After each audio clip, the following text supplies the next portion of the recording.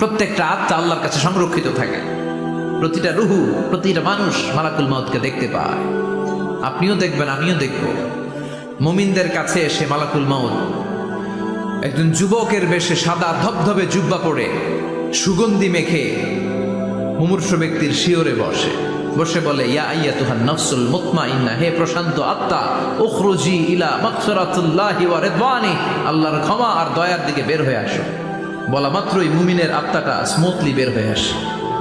কাফান মিন আকফানিল জান্নাহ, হানুত মিন হানুতিল জান্নাহ, জান্নাত থেকে আনা সুগন্ধি কাফনের মধ্যে পেঁচিয়ে তিনি রূহটাকে নিয়ে ইল্লিনে চলে যায়।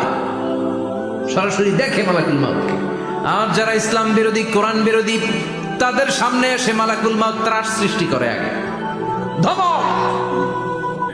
মালাকুল মউত এসে কাফের, নাস্তিক, মুশরিকদের সামনে এসে এরকম একটা ত্রাস সৃষ্টি করে, ভয়